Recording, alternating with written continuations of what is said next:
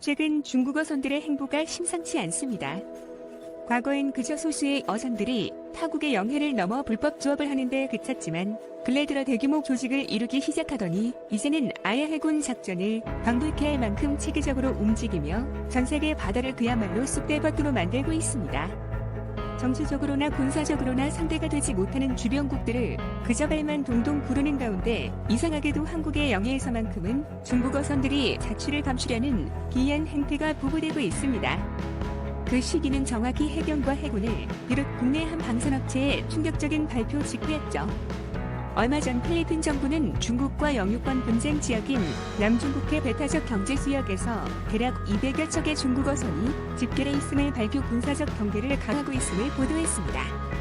문제가 된 위치는 팔라완 섬에서 서쪽으로 300km가량 떨어진 산호초 인근 해역으로 중국의 대형 어선들이 닻을 내린 채 정박해 있는 모습이 필리핀 연안 경비대에 의해 최초로 촬영됐는데 이상한 점이 한두 가지가 아니었던 터라 필리핀 측은 즉시 비상 경계 태세를 선언했습니다.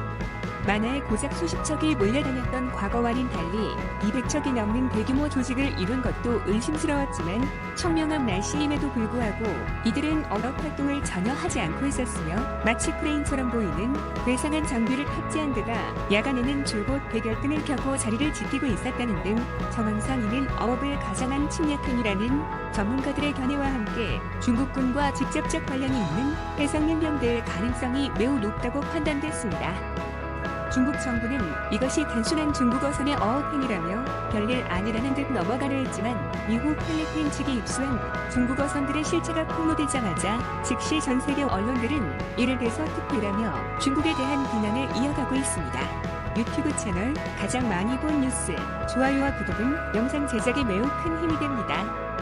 위성 사진을 보이는 해당 자료를 살펴보면 남중국해 암초 지역의 군사작전을 방불케 하는 중국 배들의 진열이 뚜렷하게 포착됐고 정확한 판단은 불가하나 일부 배에는 무기로 의심되는 장비들까지 장착돼 있었는데요. 누가 어선이라고 기뜸하지 않는다면 이는 누가 봐도 침략적 행위의 목적이 있는 소규모 군함 전단으로 보이는 데다 실제로 베트남 정부는 최근 중국 해양경비정이 남중국해 파라셀 군도 인근 바다에서 조업하던 자국 어선을 들이받은 뒤 침몰시킨 사건을 거론하며 중국 선박이 베트남 주권을 침해하고 어민들의 이익과 생명 재산을 위협하는 것은 물론 더 나아가 남중국해를 공유하는 국가들에 대해 전쟁을 유도하고 있다는 비난을 이어가는데요. 이에 모든 상황이 들통난 중국은 늘 그렇듯 얼굴에 철판을 깔고 반박하며 역으로 상대 국가들을 비난하기 시작했습니다.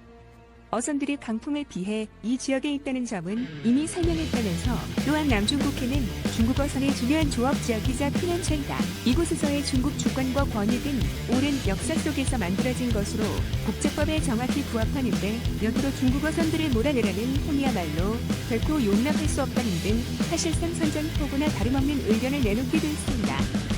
상황은 갈수록 최악으로 흐르고 있는데요.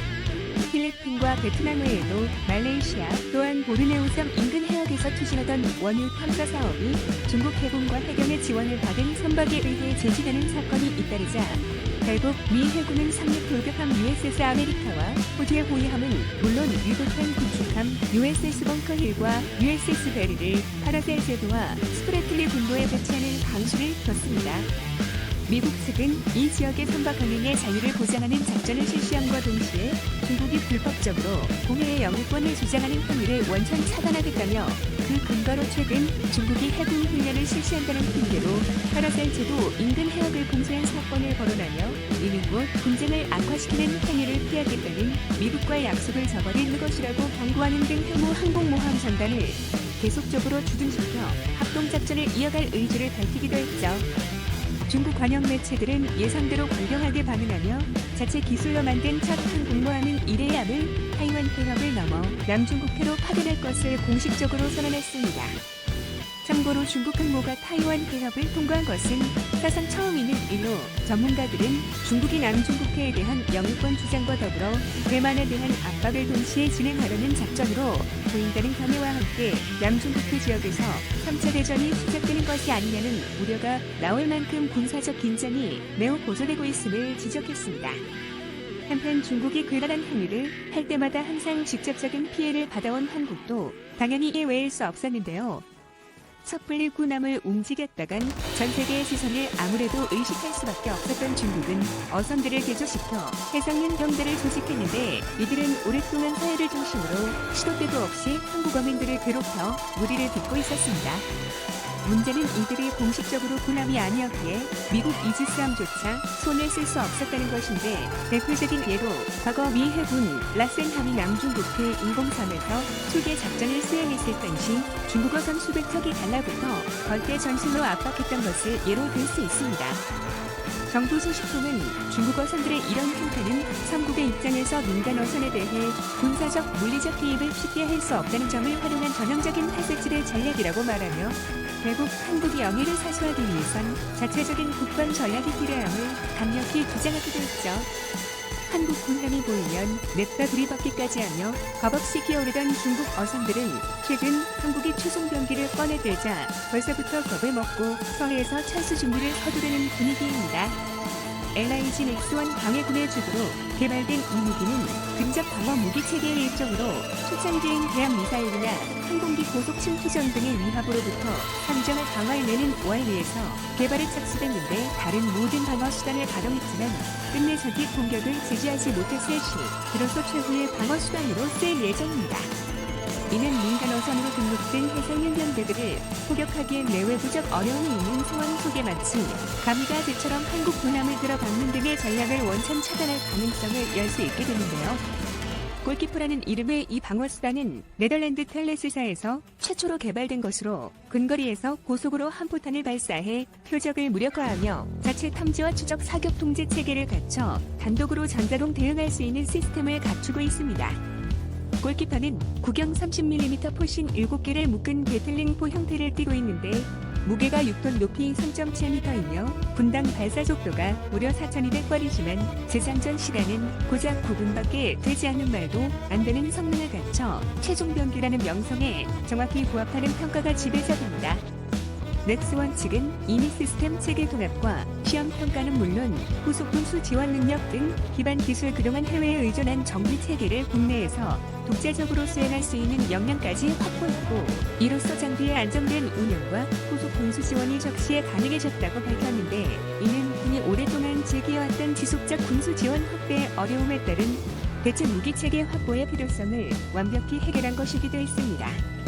골키퍼는 현재 국내 최초의 이지스함인 세종대왕함 등 세척과 3,200톤, 광개토 구축함, 세척 400톤 충무공이 순신급 구축함 6척 및 북도함에 각각 탑재돼 최후의 방어 무기 역할을 수행하고 있는데 대량 생산 체제를 갖추게 되면 이후 경비정에도 탑재할 수 있는 미니멀한 모델 개발에도 박차를 가할 것이라 말했습니다.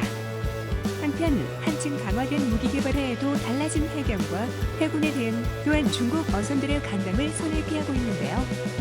최근 중부지방의 한 경찰청 서해 5도 경비단에 따르면 금호기인 지난 3월 연평도와 백령도 등 북방 한계선 인근 해역에서 나타난 중국어선이 하루 평균 20여 척이었지만 꽃게 조업이 임박한 이달 들어선 하루 100척으로 크게 증가했다며 이는 중국의 해상민병대 조직에 따른 중국 정부의 무기나에 이뤄지고 있는 심각한 상황임을 설명했습니다.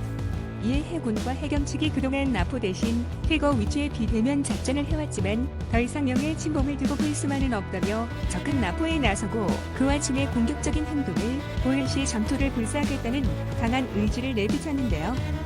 이를 증명하듯 지난주 연평도 인근 해역에서 중국어선 25척이 불법 조업을 하고 있다는 소식이 전해지자마자 서투자는 즉시 500톤급 경비함정 2척과 해군 함정 3척을 투입하여 중국어선 2척을 납포하는 데 성공했습니다. 작전 당시 중국어선들은 특별히 공격적인 행동을 보이진 않았지만 출입문을 걸어 잠근 채 정지 명령을 무시하고 도주하며 협조에 불응하는 모습을 보였습니다. 이에서 특단대원들은 북한 해역으로 넘어가기 전에 선박기관실 내부에 진입하여 엔진을 급속 정지시킨 후 출입문을 강제 개방하는 전략을 펼쳐 이들을 일망타진할 수 있었죠. 중국인들은 한국산 꽃게가 그렇게 맛있으면 제발 돈 주고 사 먹길 바랍니다. 앞으로는 불법 조업했다가 벌집이 될 수도 있으니까요. 시청해주셔서 감사합니다. 이 동영상은 유튜브 채널 가장 많이 본 뉴스에서 제작하여 게시한다. 구독과 좋아요, 알람 설정은 좋은 영상을 만드는데 많은 힘이 됩니다. 최근 중국어 손들의 행보가